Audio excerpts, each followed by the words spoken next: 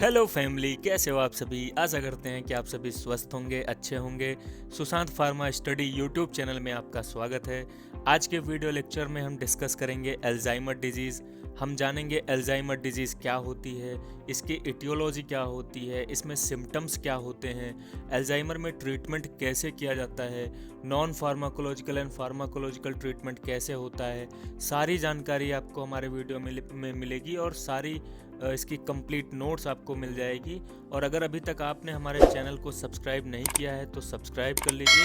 तो आइए हम वीडियो की तरफ आगे बढ़ते हैं। सबसे पहले हम जानेंगे अल्जाइमर डिजीज़ क्या होती है। तो अल्जाइमर एक न्यूरो डिजेनरेटिव डिजीज़ होती है जो कि डिमेंशिया का एक कॉमन टाइप होता है। डिमेंशिया का मतलब होता है पागलपन। तो अल्जाइमर जो है डिमेंशिया का एक कॉमन टाइप होता है।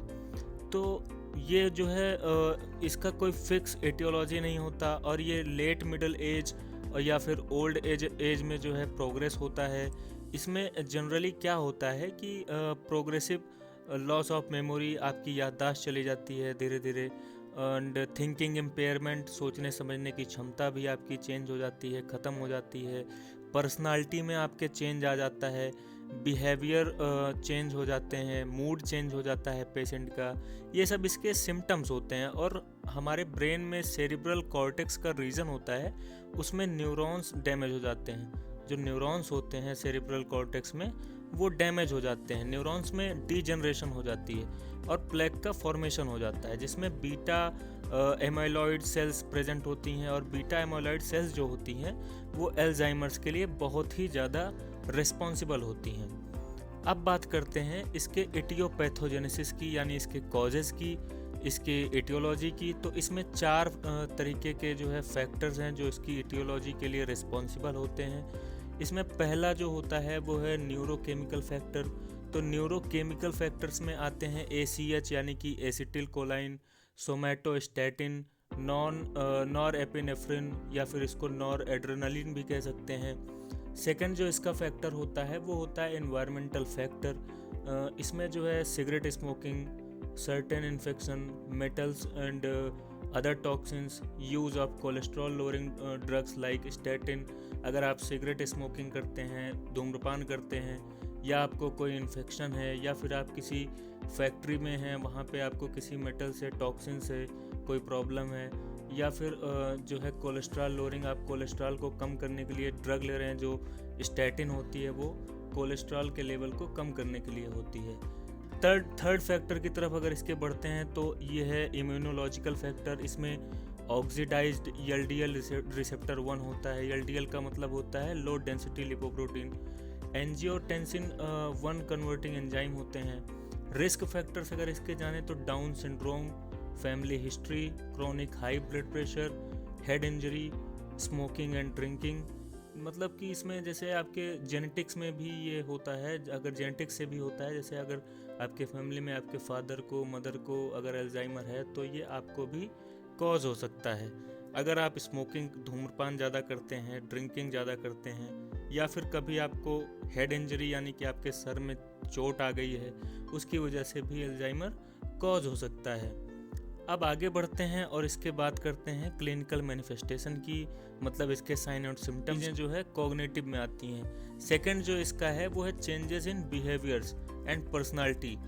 तो इसका मतलब होता है कि इसमें पेशेंट जो होता है सेल्फ मैनेजमेंट भूल जाता है, और बिहेवियर में उसके चेंज हो जाता है, उसकी पर्सनालिटी में चेंज आ जाता है। पेशेंट जो है समझ नहीं पाता है कब उसको भूख लगी है, कब खाना है, क्या पहनना है, खाना पीना, सोना उठना बैठना, ये सब जो है पेशेंट को कुछ भी समझ में नहीं आता है, वो टोटली कंफ्यूज्ड रहता है। तो ये इसमें मेन चेंजेस होते हैं। अब अगर जो है इसके कॉग्निटिव को डिफाइन करें तो इसमें एप्रैक्सिया होता है, inability to see object correctly, object का सही रूप से यूज न कर पाना एप्रोक्सिया कहलाता है। एफेजिया होता है, इनएबिलिटी टू स्पीक और अंडरस्टैंड। अनोमिया होता है, ये इनएबिलिटी टू फाइंड वर्ड्स को फाइंड करना जो है पेशेंट को कन्फ्यूजन होता है इसमें। एग्नोसिया है, इसमें लॉस ऑफ सेंसरी कम्प्रहेंशंस होते हैं। क्लिनिकल मैनिफेस्टेशंस में इसका जो दूसरा फैक्टर है वो है बिहेवियर एंड पर्सनालिटी चेंजेस। तो इसमें aggressiveness, specially verbal and physical abusive tendency. Aggressiveness मतलब होता है अति उत्साह या फिर गुस्सा आ जाना, कि मतलब फिजिकल कोई अब्यूज़ करना, जैसे कि मारपीट पर उतारू हो जाना। Increased confusion at night, low light condition में भी जो है पेशेंट बहुत अग्रेसिव हो जाते हैं। Wandering and getting lost, paranoia, depression and delusion में अकर। पैरानोमिया का भी मतलब यहाँ पर पागलपन से संबंधित है। डिप्रेशन आप जानते ही हैं। डिल्यूजन, इसमें पेशेंट को भ्रम होने लगता है। तो इसका जो थर्ड पॉइंट है वो है change in self management skill. उसका सिलेक्शन ऑफ क्लॉथिंग, कपड़े सेलेक्ट करना, कहीं जाना है तो कपड़े सेलेक्ट करना है तो वो पेशेंट जो है उसमें कंफ्यूज रहता है, नहीं कर पाता है।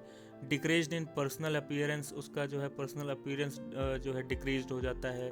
Loss of ball and bladder control, इसमें कहीं भी जैसे पेशेंट आपने देखा होगा अल्जाइमर के पेशेंट को, जैसे किसी आप पागल को देखें तो वो कहीं भी यूरिनेशन कर देता है, यूरिन पास कर देता है। डिक्रीज्ड एपेटाइट और एबिलिटी टू ईट, आपकी जो है भूख ख़त्म हो जाती है, खाने की इच्छा ख़त्म हो जाती है, भूख कम लगती है आपको।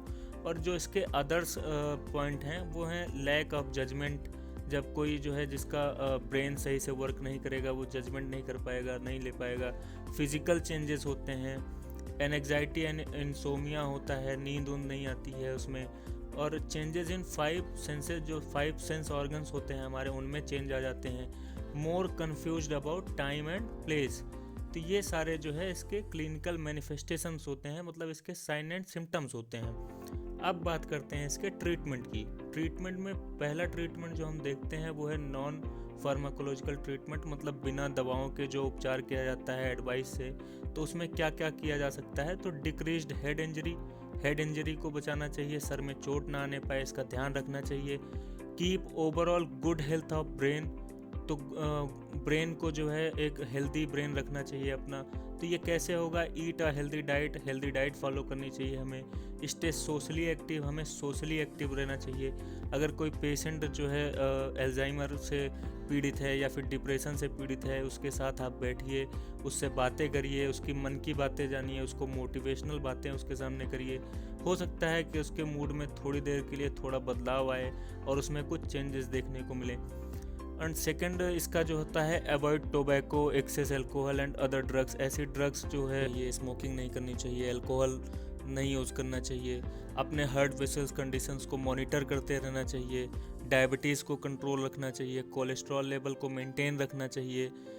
एंड इसके अब बात करते हैं फार्माकोलॉजिकल मैनेजमेंट की, यानी कि जिसमें ड्रग्स से जो है हम पेशेंट को ठीक करते हैं, उसका ट्रीटमेंट करते हैं। तो इसमें कुछ ड्रग्स मैंने मेंशन की हुई हैं, जैसे डोनेपजिल है, ये एरिसिप्ट जो है इसका ब्रांड नेम होता है, गैलेंटामाइन है, मेमेंटाइन है, मेमेंटामाइन एक्सटेंडेड है। तो ये सारी ड्रग्स जो है अल्जाइमर्स को ट्रीट करने के यूज़ में आती हैं। तो ये रहा ऑल अबाउट जो है अल्जाइमर्स। हमने इसकी कंप्लीट नोट्स आपको दे दी है, कंप्लीट हर एक पॉइंट वाइज आपको इसमें डिफाइन कर दिया है क्या होता है अल्जाइमर, इसमें सिम्टम्स, कॉजेज़, इसका ट्रीटमेंट कैसे होता है। तो अगर आपने इस वीडियो में कुछ भी नया सीखा हो, कुछ भी नया सीखने को मिला हो, वीडियो पसंद आया हो तो वीडियो को लाइक करें, शेयर करें और हमारे चैनल को सब्सक्राइब करें। मिलते हैं नेक्स्ट वीडियो में नेक्स्ट टॉपिक के साथ। Thanks for watching.